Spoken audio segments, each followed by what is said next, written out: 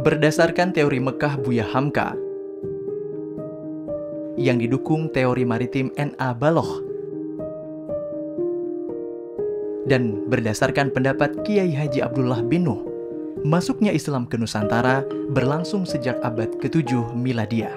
Dari mulai Barus, Palembang, Tarumanagara hingga Japara kerajaan Kalingga itu ternyata sudah ada pemukiman orang-orang Arab, suku Ta'syih atau orang-orang Cina menyebutnya sebagai Ta'ceh.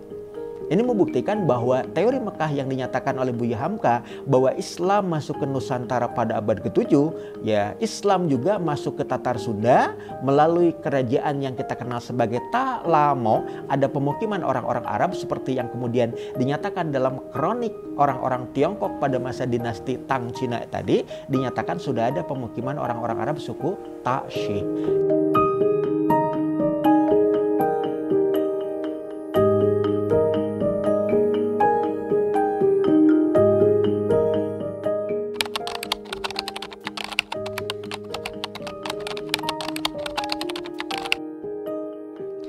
Kisah populer tentang sosok pertama yang berhubungan dengan Islam di Tatar Sunda adalah Haji Baharudin Al-Jawi alias Haji Purwa. Seorang pangeran dan saudagar terkemuka dari kerajaan Galuh. Nama aslinya adalah Pangeran Bratalegawa. Beliau diyakini orang asli Sunda pertama yang masuk Islam pada abad ke-14 Miladiah. Kalau kita lihat ya sejarah Islam masuk ke Tatar Sunda itu catatan sejarahnya ada dua itu ya. Pertama adalah di kerajaan Galuh ya. Ada seorang raja yang jadi haji, dia melakukan perjalanan ke Timur Tengah sampai ke Arab Saudi kemudian jadi haji. Lalu dia pergi haji melalui perdagangan laut ya. Kemudian itu awal-awal sebelum Islam datang itu secara masif gitu ya, baru secara individu gitu.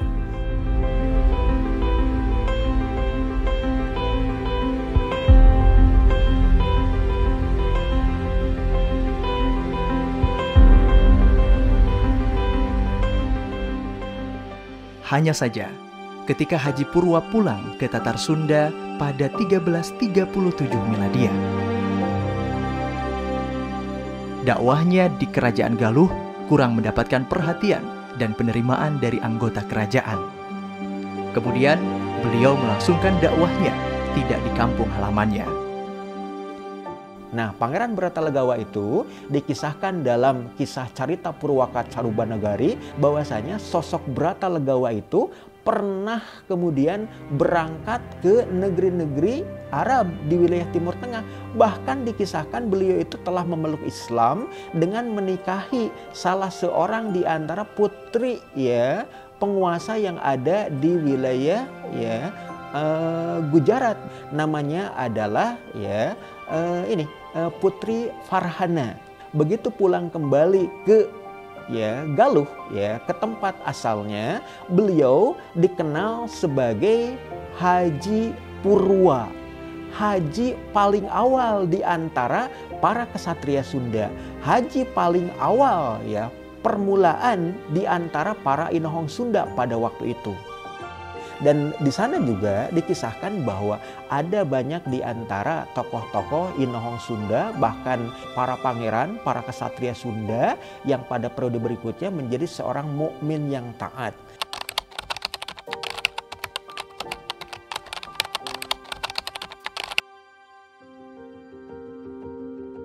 Nama lain yang juga dipercaya mewarnai Tatar Sunda dengan Islam sebelum munculnya kesultanan adalah Syekh Kuro, yakni Syekh Al-Kuro atau gurunya para ahli Al-Quran.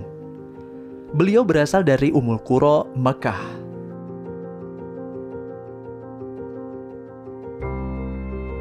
Syekh Kuro datang dan berdakwah di Karawang.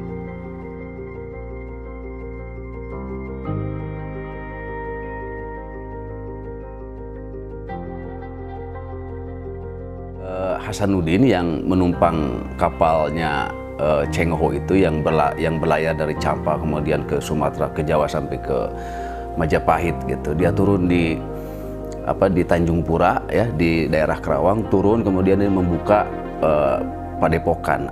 Bahwa di akhirnya sampai ke Cirebon, penguasa Pajajaran saat itu kurang berkenan dengan dakwah beliau, akhirnya beliau hijrah ke Tanjung Pura ya. Hari ini kita kenal dengan Karawang misalnya.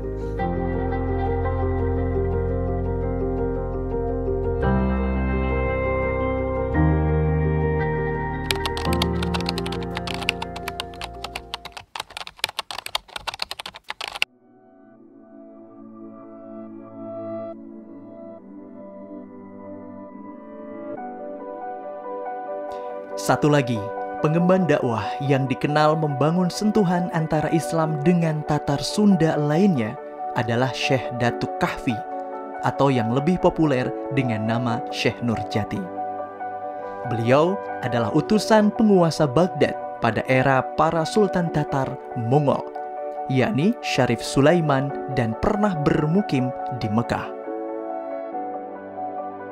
Syekh Nurjati hidup pada abad pertengahan antara abad 14 hingga 15 Miladiah dan tinggal serta membangun pusat dakwahnya di Cirebon. Dia mendarat di pantai utara Cirebon, kemudian membuka pemukiman, membabat hutan, kemudian dia menyebarkan Islam itu. Ada juga misalnya Syekh Nurjati gitu kan, yang dikatakan beliau datang dari diutus oleh penguasa Baghdad misalnya gitu ya, sampai atau ada bilang penguasa Parsi sampai ke kemudian ke Cirebon mendirikan pesantren ya.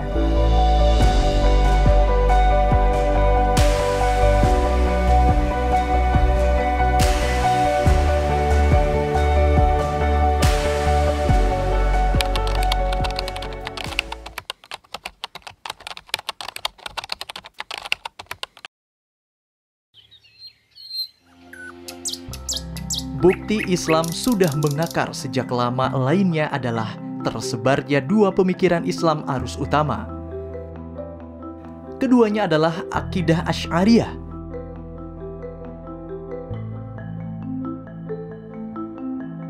dan fikih Syafi'iyah.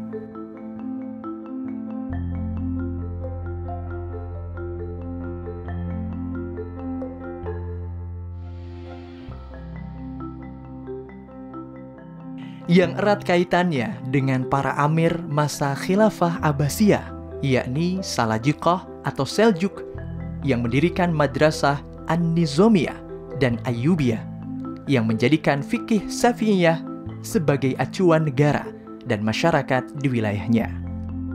Keduanya dari dulu hingga kini sangat populer di tanah Nusantara, termasuk Tatar Sunda. Bahkan diperkirakan masuknya sejak abad 9 dan 10 Miladiah. Ya, apalagi kemudian kalau kita membicarakan Mekah ya. Mekah itu sudah lama ada yang namanya Nizamul Ashraf ya. Nizamul Ashraf itu jadi Mekah dipimpin oleh seorang syarif ya, dikenal dengan Syarif Makkah, yang mereka adalah Alawiyin. ya, dari Ahlul Bait Nabi, ya, keturunan Sayyidina Ali radhiyallahu an, yang memang memerintah Mekah gitu. Nah, itu jabatan seperti itu sudah ada sejak masa Abbasiyah gitu. Sejak termasuk pada masa Haji Purwa masuk Islam tersebut gitu. Pembawanya diyakini adalah para ulama keturunan Imam Ahmad bin Isa al-Muhajir Naqib Alawiyin masa khilafah Abbasiyah. Beliau adalah keturunan baginda Rasulullah SAW yang hijrah dan tinggal di Hadramaut.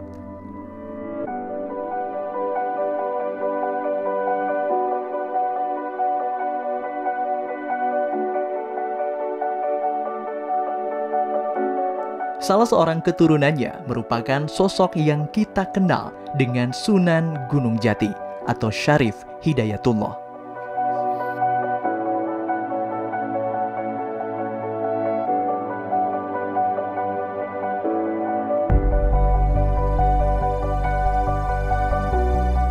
Jadi kalau dalam bahasa Mama Abdullah bin Nuh itu ketika menjelaskan nasab ya, nasab para Alawiyin yang sampai ke kita gitu ya. Jadi itu keturunan-keturunannya Sayyid Ahmad bin Isa al-Muhajir gitu. Jadi beliau, ayah beliau, kakek beliau itu posisinya nakib gitu. Nakib itu artinya itu kita bisa cek misalnya di kitab Al-Ahkam As-Sultaniyah gitu. Ada istilah namanya Naqabah Dzabil Ashraf. Jadi struktur resmi yang ditetapkan oleh khalifah ya, khususnya terutama untuk mengurusi para Alawiyin dan Abbasiyah. Jadi kita boleh katakan bahwa ya sangat aneh gitu ya, bahwa dakwah Islam yang nun jauh di sana dia sampai ke kita tanpa kemudian peran para khalifah gitu.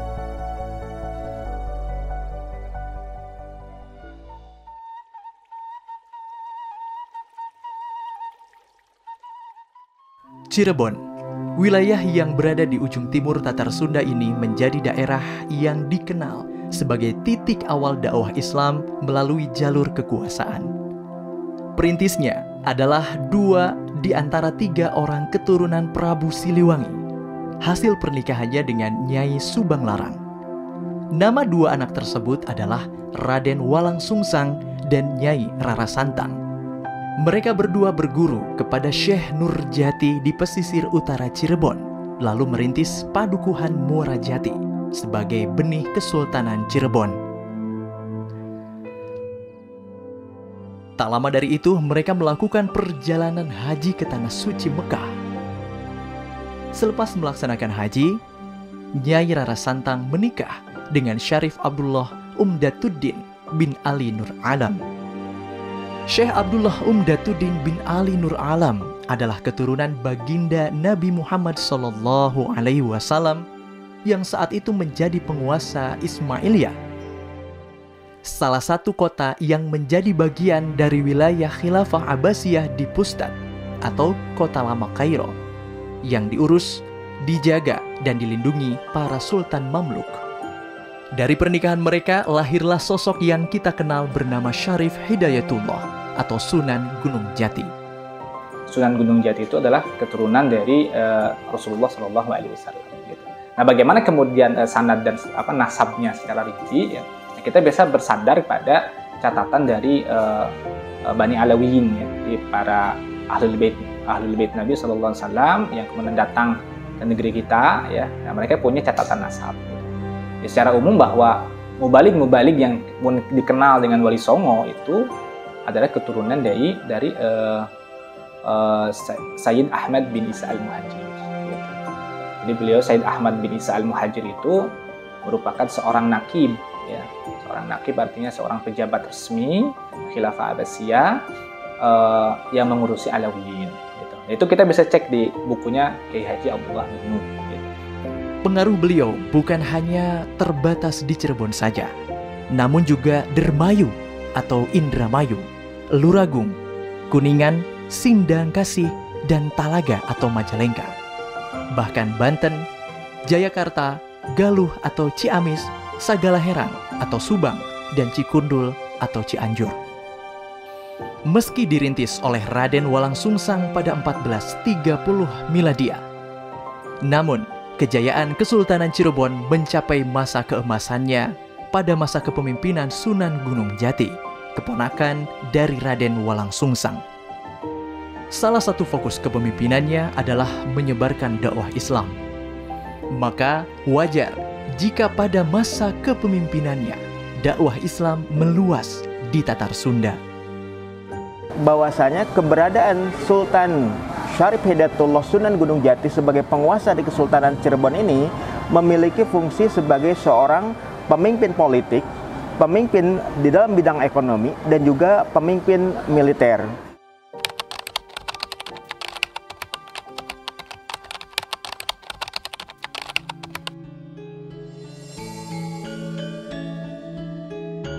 Sunda Kelapa. Sunda Kelapa, sejak awal peradaban Miladiah, tempat ini menjadi salah satu daerah pelabuhan strategis Nusantara.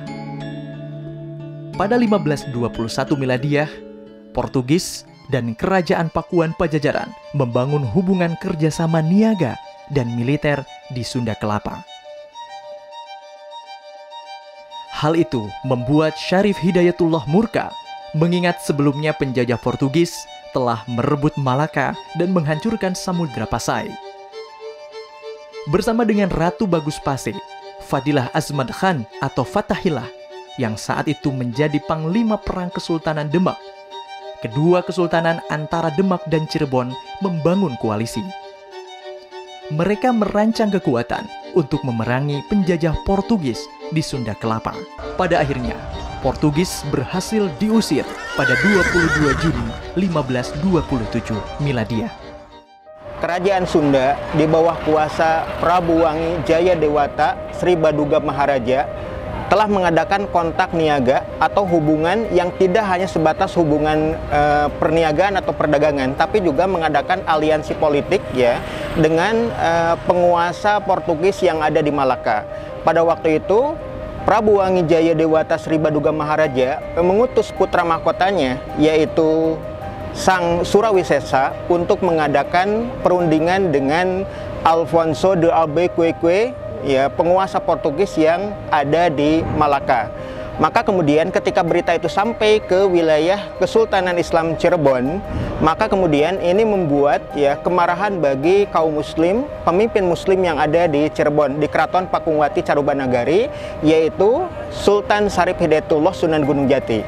Syarif Hidayatullah Sunan Gunung Jati mengerahkan ya bala tentaranya, pasukan kaum muslim yang dipimpin oleh menantunya, yaitu Fadilah Azmad Khan yang kita kenal sebagai Fathahillah. Maka beliau berangkat dari Pelabuhan Muara Jati menuju Pelabuhan Sunda Kelapa. Pertempuran yang dimenangkan oleh pasukan Fathahillah itu menggunakan armada perang dengan senjata meriam tempur. Senjata tersebut tergolong paling mutakhir pada masanya. Senjata ini adalah artileri khas pasukan Khilafah Utsmaniyah. Diyakini bahwa Fathahillah mempelajarinya dari para perwira Khilafah Utsmaniyah.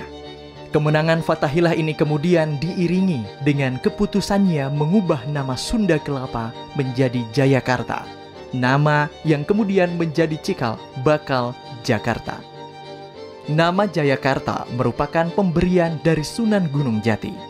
Menurut Profesor Ahmad Mansur Suryanegara, merujuk pada istilah Fathan Mubina yang terdapat dalam Al-Quran dan memiliki makna kemenangan yang nyata.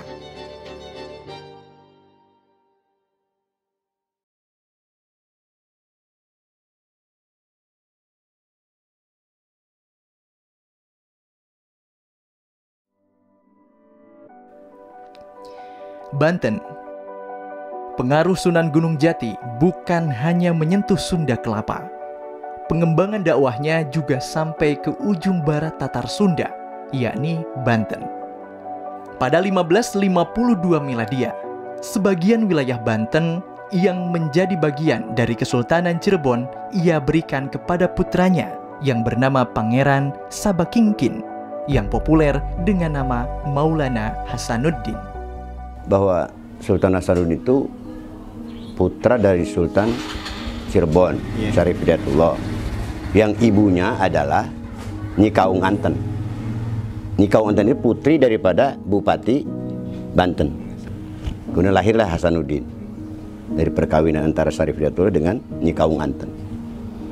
Di usia 17-an katanya, beliau dititipkanlah kepada dua tokoh utama yang dari kalangan Pucuk Umun itu, Pajajaran, penguasa di Banten saat itu, yang disebut dalam legenda itu Agus Jo dan Mas Jong. Kemudian setelah umur 17-an gitu, udah remaja, diangkatlah sebagai pemimpin di Banten. Terus berjuang sampai menjadikan sebuah kesultanan. Tidak lama dari itu kemudian juga institusi Kesultanan Banten didirikan. Ya. Jadi kalau di Cirebon oleh beliau langsung Syarif Hidayatullah, kalau di Banten kemudian oleh putranya ya, Maulana Hasanuddin. Maulana Hasanuddin dalam kepemimpinannya memimpin upaya jihad untuk membebaskan kerajaan Pakuan Pajajaran yang saat itu berpusat di Bogor. Upayanya baru berhasil pada masa kepemimpinan putranya, yakni Maulana Yusuf.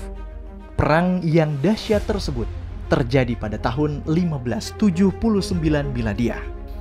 Dalam perang tersebut, pasukan Maulana Yusuf menggunakan meriam tempur yang dioperasikan oleh 20 orang pasukan dari Turki. Perlu diketahui bahwa pada masa sebelum pemerintahan Maulana Yusuf, Khalifah Salim II bin Sulaiman Al-Qanuni pernah mengirimkan bantuan militer kepada Kesultanan Aceh Darussalam, sekaligus terjadinya penetapan bahwa wilayah yang dipimpin Aceh adalah bagian dari Khilafah Utsmaniyah.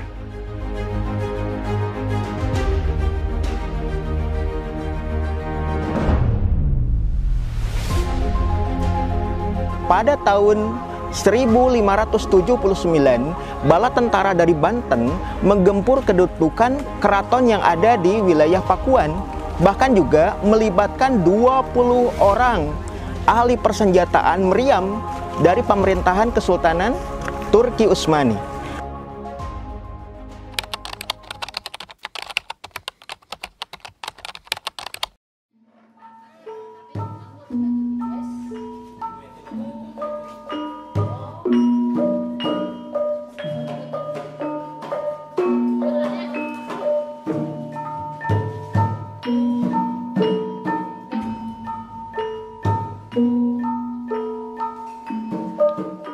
Sumedang. Pakuan Pajajaran sebelum runtuh di tangan Maulana Yusuf termasuk kerajaan yang besar. Selepas runtuhnya kerajaan Pajajaran pada 1579 Miladiah, pusaka Pajajaran diserahkan kepada penguasa Sumedang Larang. Penguasanya kala itu adalah Pangeran Angkawijaya yang kemudian mendapat gelar Prabu Gesan Ulun. Pusaka itu berupa mahkota Prabu Siliwangi bernama Makuta Sribinokasi. Berkenaan dengan Islamisasi yang ada di wilayah Tatar Sunda, khususnya yang ada di wilayah Sumedang, kita mengenal ada satu kerajaan Islam yang berpusat di Keraton Sri Manganti, dan itu adalah Kerajaan Sumedang Larang, dengan penguasa yang paling terkemuka di antara para raja penguasa Prabu yang ada di Keraton Sri Manganti Sumedang Larang. Ada sosok yang dikenal sebagai Pangeran Angkawijaya bin Pangeran Santri. Beliau itu yang kemudian dikenal sebagai Prabu Gesan Ulun, salah seorang di antara penguasa Sumedang Larang yang paling terkemuka, dan beliau juga dikenal sebagai seorang Muslim yang taat. Pangeran Angkawijaya merupakan putra dari Pangeran Santri yang memiliki nama asli Pangeran Kusumadinata atau Ki Gedeng Sumedang atau Maulana Solih, cucu Pangeran Panjunan Maulana Abdurrahman Al-Baghdadi, saudara ipar Syekh Nurjati. Pangeran Santri merupakan penerus penguasa Sumedang Larang yang berkuasa sejak tahun 1530 hingga 1578 Miladiah. Beliau memimpin kerajaan Sumedang Larang setelah menikahi Nyai Ratu Pucuk Umun, putri pewaris kuasa Sumedang keturunan Prabu Lingga Wisesa. Dari pernikahan itu, lahirlah Raden Mas Pangeran Angkawijaya atau Prabu Gesan Ulun.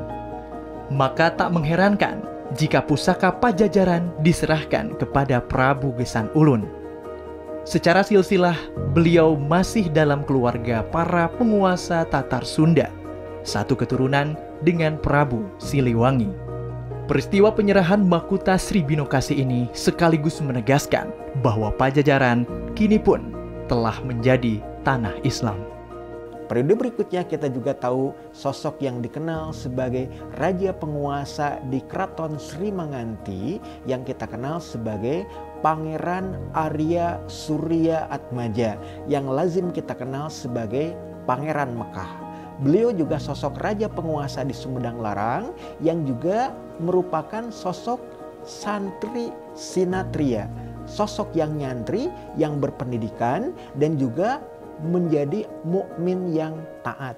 Bahkan keberadaan Pangeran Arya Surya Atmaja tadi dikenal sebagai penguasa muslim yang soleh sampai ke wilayah Nangru, Aceh, Darussalam. Pangeran Arya Surya Atmaja tadi lebih dikenal sebagai Pangeran Mekah. Kenapa demikian? Karena pada tahun 1921 beliau berkenan untuk munggah haji ke Baitullah, menunaikan ibadah haji ke wilayah Haramain, Mekah dan Madinah. Dan ketika beliau sedang menunaikan ibadah haji, beliau kemudian ternyata wafat dan dikebumikan di wilayah pekuburan Al-Ma'la yang ada di Mekah Al-Mukarramah. Oleh karena itu kemudian beliau digelari dan lazim dikenal sebagai Pangeran Mekah.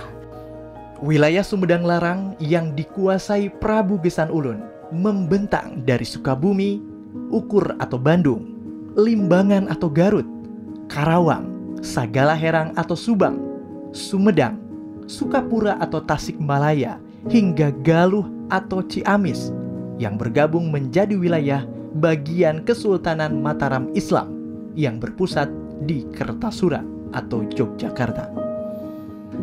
Ditambah lagi dakwah Raden Arya Wangsa Goparana, murid Sunan Gunung Jati, sebagaimana Pangeran Santri Kusumadinata, beserta keturunan dan pengikutnya di wilayah barat Sumedang Larang, yakni Sagalaherang, Cikundul, dan sekitarnya, sebagian Purwakarta, Subang, Cianjur, dan Sukabumi saat ini, semakin menguatkan Islamisasi di bekas wilayah Pajajaran. Sehingga, dengan dikuasainya Pajajaran ini, sempurnalah seluruh Tatar Sunda ada di bawah naungan kuasa Islam.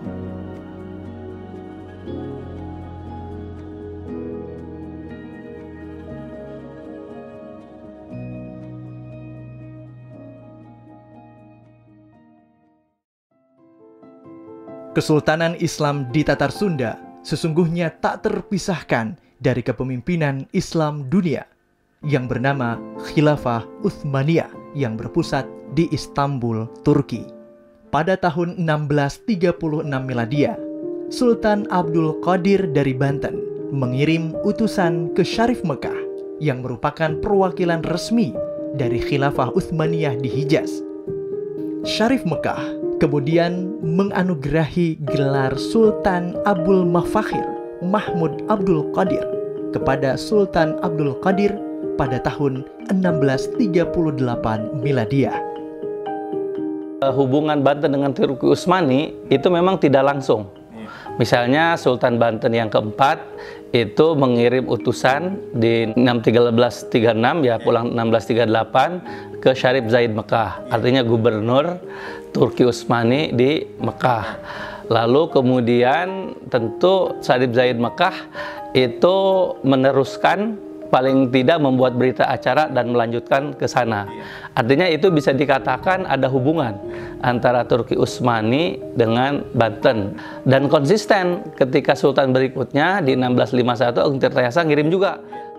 Pengakuan itu menjadi bukti bahwa Kesultanan Banten menjadi bagian tak terpisahkan dari kesatuan pemerintahan Islam di bawah naungan Khilafah Utsmaniyah pada masa pemerintahan Sultan atau Khalifah Murad IV. Beliau adalah penguasa Khilafah Utsmaniyah sejak tahun 1623 hingga 1640 Miladiah. Setelah Sultan Abul Mafakhir wafat pada tahun 1651 Miladiah, beliau digantikan oleh cucunya, Pangeran Surya atau Pangeran Ratu. Oleh Syarif Mekah, beliau diberikan gelar Sultan Abdul Fattah yang dikenal dengan Sultan Ageng Tirtayasa. Saat itu, yang menjadi khalifah di Khilafah Utsmaniyah adalah Sultan atau Khalifah Mahmud IV yang berkuasa pada tahun 1648 hingga 1687 Miladiah. Nah, sehingga ketika ditanyakan adakah hubungan kekuasaannya misalnya atau relasinya dengan Tengku Utsmani, ini menjadi pertanyaan yang menarik gitu. Karena itu jelas faktanya di Banten. Kalau di Banten itu kan jelas pemberian beberapa gelar Sultan, Syarif Mekah, Qadi, itu juga kan dari Tengku Utsmani. Di Babat Banten dijelaskan pada masa beliau itulah ya, ada sebuah peristiwa penting ya, yang menunjukkan bahwa Tatar Sunda itu ya, khususnya ya, wilayah-wilayah yang tunduk kepada Banten pernah menjadi bagian resmi dari Khilafah Utsmaniyah. Gitu. Ya, dari mana itu argumen itu? Ya, dari cerita-cerita bagaimana beliau ya mengirimkan utusan ke Mekah. Maka dengan demikian, dengan sepulangnya tersebut ya diumumkan ya, gelar kesultanan, bahkan dititipi kitab, gitu ya, di kitab yang menjelaskan tentang ya, panduan berpolitik ya, Al-Mawahibur Rabbaniyah ya, Al-As'ilatul Jawiyah itu. Ya kita boleh anggap itu adalah panduan pemerintahan untuk Sultan Banten. Dan hubungan strukturalnya terus dijaga bahkan ketika Sultan Abdul Mafahir meninggal gitu.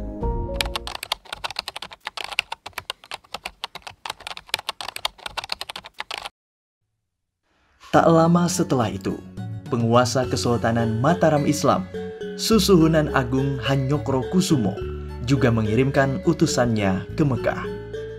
Utusan Kesultanan Mataram Islam itu disambut dengan baik, dan sepulangnya dari Mekah, Susuhunan Agung Hanyokro Kusumo resmi mendapatkan gelar Sultan Abdullah Muhammad Maulana Al-Matarami.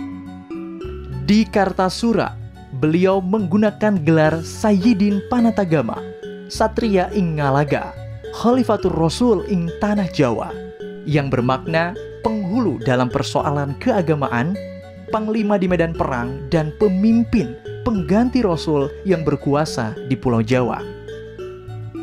Peristiwa ini meneguhkan bahwa Sumedang Larang dan Cirebon yang menjadi bagian dari Kesultanan Mataram Islam adalah bagian tak terpisahkan dari Khilafah Utsmaniyah. Pemberian gelar tersebut dari Syarif Mekah sebagai wali khilafah menunjukkan adanya pelimpahan imarah ammah alal bilad kepada para sultan untuk mewakili khalifah dalam penerapan syariah Islam dan melaksanakan riayatus su'un atau pengaturan urusan kaum muslimin di daerah kekuasaannya. Ya, Tatar Sunda itu pernah secara full, secara utuh ya, bahkan itu masuk pada wilayah Khilafah Utsmaniyah secara resmi gitu. Ya, dalam bentuk akad wilayah ammah tadi. Jadi bagaimana Syarif Mekah sebagai wakil Khalifah Utsmaniyah itu kemudian memberikan wilayah ammah kepada Syarif Mekah, Syarif Mekah memberikan wilayah ammah kepada para sultan-sultan tersebut.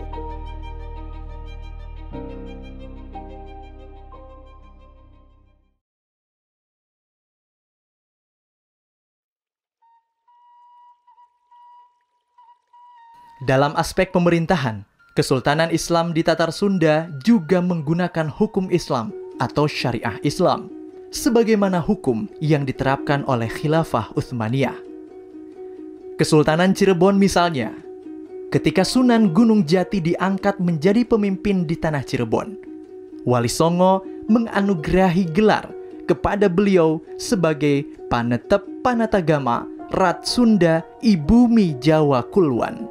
Panetep Panatagama sendiri memiliki makna penguasa dan pelaksana agama. Sebagai penguasa, Sunan Gunung Jati mengamalkan mandatnya menerapkan ajaran Islam untuk wilayah yang dikuasainya.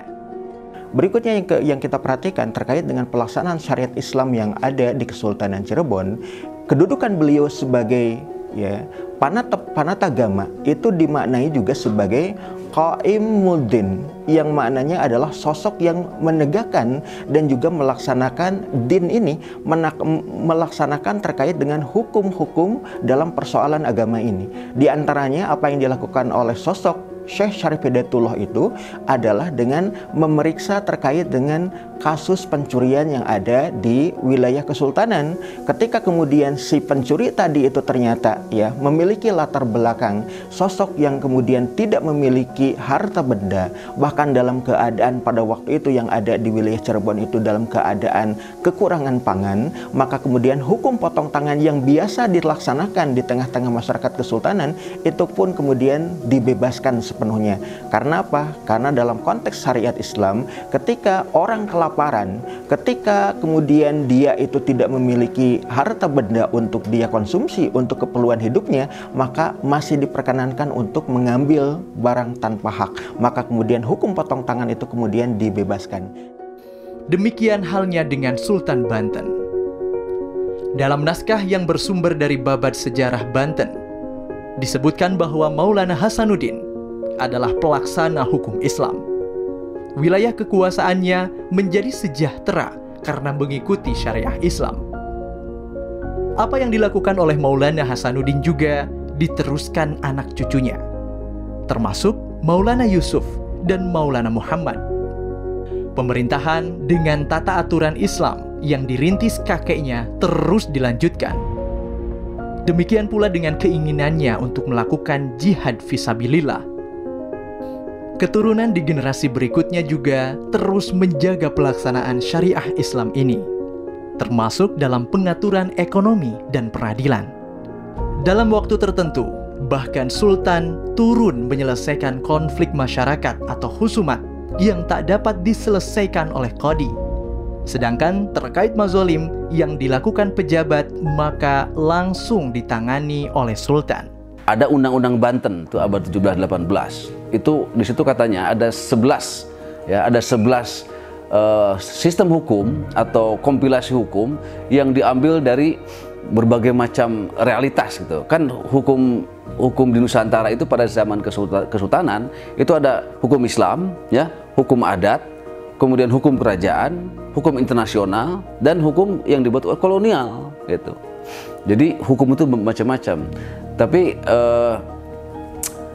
karena dia adalah kesultanan Islam, maka concern ya untuk menjalankan syariat Islam itu pasti ada. Jadi beberapa kesultanan Islam Nusantara itu ketika mereka menjadi Islam, ya terislamkan, itu otomatis ada concern sebagai Muslim, apalagi mereka sebagai penguasa, untuk menyelenggarakan hukum Islam, syariat Islam gitu. Penerapan syariat Islam di Kesultanan Banten bisa kita pelajari dalam naskah Babad atau Sejarah Banten.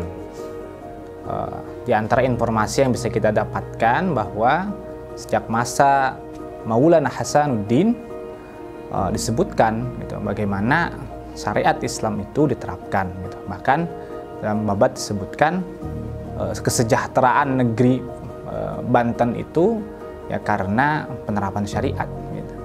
Dan ini kemudian dilanjutkan di masa-masa sultan setelahnya gitu, bagi para pemimpin setelahnya gitu, baik pada masa Maulana Yusuf ataupun Maulana Muhammad gitu.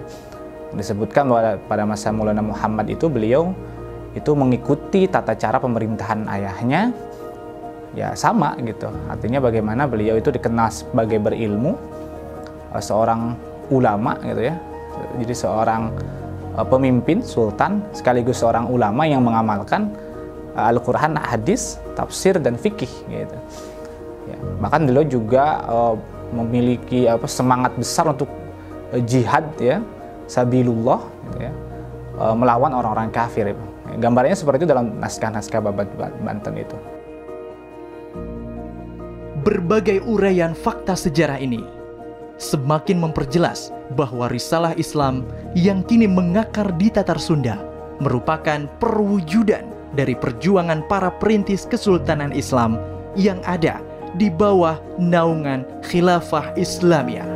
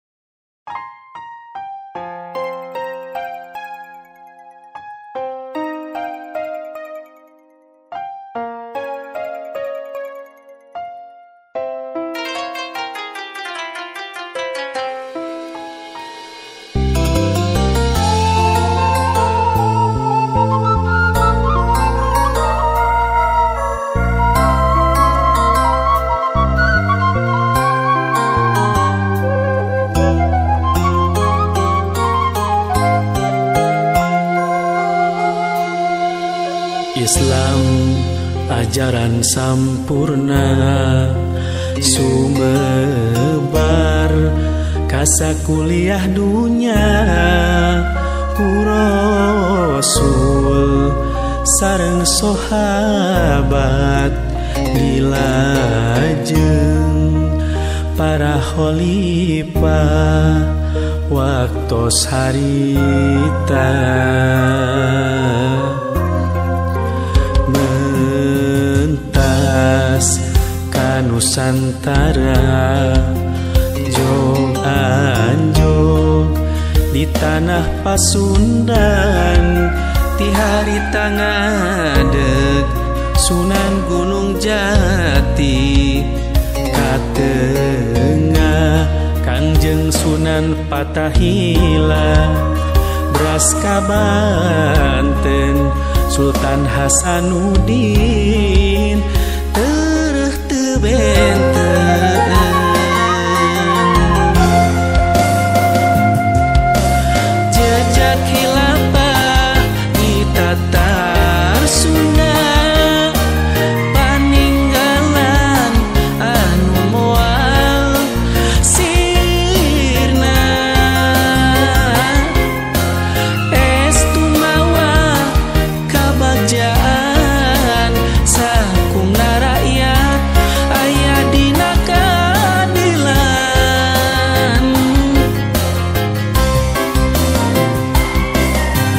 jejak khilafah di Tatar Sunda janten saksi sinatria di medan perang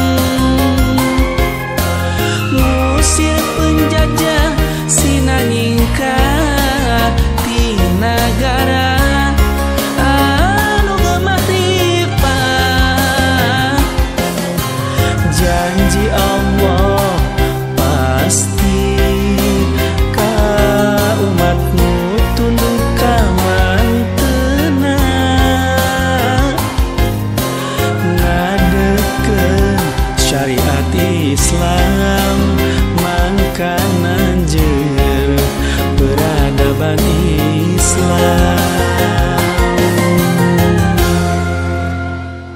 Syarif Hidayatullah Sunan Gunung Jati mengerahkan ya bala tentaranya pasukan kaum muslim yang dipimpin oleh menantunya yaitu Fadilah Azbatkan yang kita kenal sebagai Fatahillah. Jadi hubungan-hubungan itu yang memperkuat antara Kesultanan Turki Utsmani dengan kesultanan-kesultanan di Nusantara, termasuk di Sunda. Itu jelas faktanya di Banten. Tatar Sunda itu pernah secara utuh ya, itu masuk pada wilayah Khilafah Utsmaniyah secara resmi.